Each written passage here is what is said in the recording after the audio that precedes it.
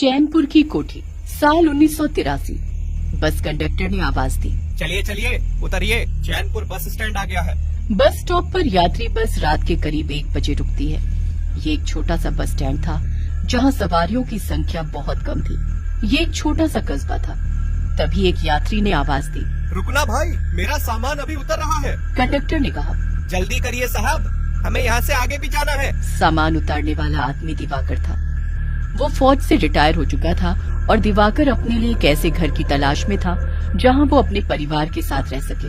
लेकिन उसकी इच्छा एक बड़े से घर को खरीदने की थी। इस सिलसिले में वो अपने मामा के घर जा रहा था। वीरान बस स्टैंड में 1-2 आदमी ही नजर आ रहे थे। दिवाकर ने एक आदमी से पूछा, भाई ये चैनपुर गांव जाने के लिए कोई साधन या टैक्सी मिल सकती है क्या?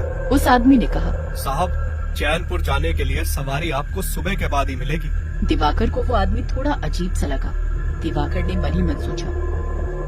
फिर उसने सोचा कि उसके मामा का घर यहाँ से करीब 3 किलोमीटर ही होगा।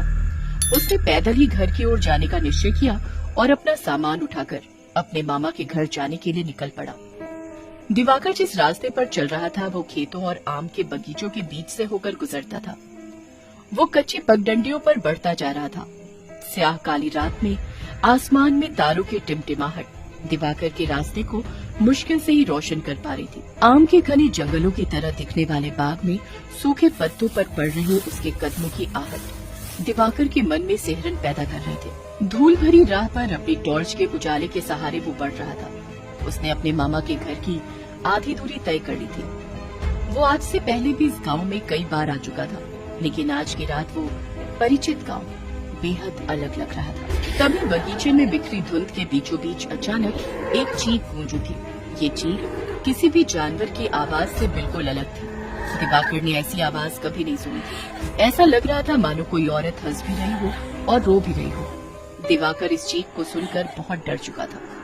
उसके सिर से लेकर पांव तक रोंगटे खड़े हो चुके थे। उसने अपने चलने की गति तेज कर दी, लेकिन रास्तों की पगडंडियां उलझी हुई लग रही थी। उसे याद था कि बगीचे के किनारे से ही रास्ता गांव के लिए जाता है, लेकिन आज ये पगडंडियां दिवाकर को पेड़ों के घने साए की गहराई तक ले जा रही थी। शायद दिवाकर रास्ता भटक चुका था। दिवाकर की धड़कनें अब तेज हो चुकी थी। वो किसी भी तरीके से इस वीराने से बाहर निकलना चाह रहा था। उसने एक जगह रुककर खुद से कहा, ये क्या हो रहा है मेरे साथ? मैं क्या इस बगीचे के चक्कर लगा रहा हूँ? इस जगह से तो मैंने चलना शुरू किया था और फिर उसी जगह आ चुका हूँ। दिवाकर फिर एक बार वहाँ से तेजी से चला। एक जगह पानी के पास उगी लंबी घासों के पास दिवाकर ने देखा कि उनके बीच एक जोड़ी चमकती आंखें उसे घूर रही थी। दिवाकर रुक गया। उसकी सांसें गले में अटक रही थी। वो अपनी टॉर्च की रोशनी से झाड़ी को देखने लगा। तभी एक तेज सरसराहट के साथ घास तेजी से हिलने लगी। दिवाकर ने देखा कि उस घास से छिपकर कोई उसकी ओर बढ़ रहा था। वो कुछ देख पाता इससे पहले अचानक उसकी टॉर्च बंद हो गई।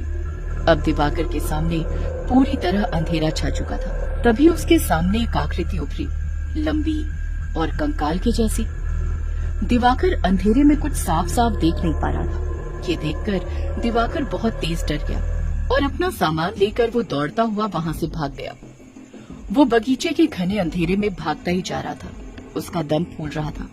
इस ठंड में भी उसका शरीर पसीने से तर हो चुका था। दिवाकर भागता हुआ उस आम के बगीचे से निकलकर गेहूं के खेतों में आ चुका था। उसने हाँफते हुए अपने पीछे देखा, लेकिन वहाँ कोई नहीं था। उसे पता नहीं ऐसा क्यों लग रहा था मानो उसका कोई पीछा कर रहा है। खेत में लगी फसलों के बीच से एक बार फिर उस कच्चे रास्ते की ओर बढ़ रहा था कि पास ही एक कुआं नजर आया। दिवाकर ने खुद से कहा, मेरा गला सूख रहा है, पहले रुककर इस कुएं से पानी पी लूं, फिर आगे बढ़ूं। दिवाकर कुएं से पानी निकाल ही रहा था कि पीछे से किसी ने उसे आवाज दी। ये आवाज किसी बूढ़े आदमी की थी जो सुनने में बहुत पतली और अजीब सी थी। दिवाकर के हाथ से रस्सी छूट गई और बाल्टी एक बार फिर कुएं में तेज आवाज के साथ गिर गई। दिवाकर ने अपने डर पर काबू पाते हुए अपनी गर्दन को आ रही आवाज की दिशा में मोड़ा। उसने देखा कि एक बुजुर्ग आदमी धोती और कुर्ते में उसके पास खड़ा है, जिसने अपने सिर पर गमछा भी बांध रखा था। उस आदमी के चेहरे को देखते ही दिवाकर की जान में जान आ गई और उसने एक लंबी सांस खींचते हुए कहा, ब्रिजवासी काका आप हो? आपने तो मुझे डरा ही दिया था। उस बूढ़े ने कहा, कौन हो तुम? और तुम मुझे कैसे जानते हो? दिवाकर ने कहा। ब्रिजवासी काका, मैं दिवाकर, मनोहर मामा का भांजा। ब्रिजवासी काका बोले। मनोहर? ओह हाँ, याद आया। दिवाकर, तुम इतनी रात गए यहाँ क्या कर रहे हो? दिवाकर ने ब्रिजवासी से कहा। काका, मैं अपने मामा के यहाँ जा रहा था, लेकिन आज बस खराब हो जाने की वजह से यहाँ देर से पहुँचा। लेकिन ना जाने आज मैं रास्ता कैसे भटक गया। दिवाकर अपनी आप बीती ब्रिजवासी काका को बता रहा था, लेकिन ना जाने क्यों ब्रिजवासी काका कुएं के पानी को ही लगातार घूरे जा रहे थे। दिवाकर उनके बर्ताव से कुछ परेशान हो चुका था।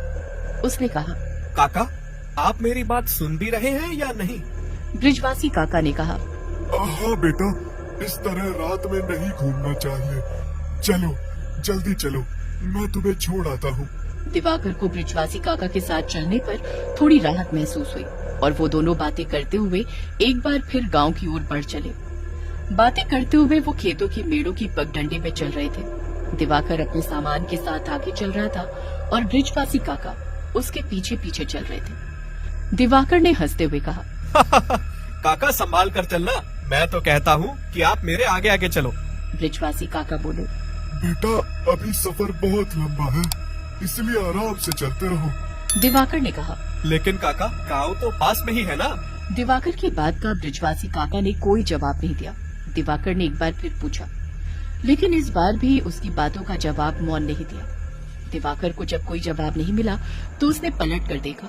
वो हैरान रह गया। उसके पीछे चल रहे ब्रिजवासी काका गायब हो चुके थे। दिवाकर रुक गया और उसने काका काका की आवाज लगाई। वो हैरान होकर चारों ओर देख रहा था।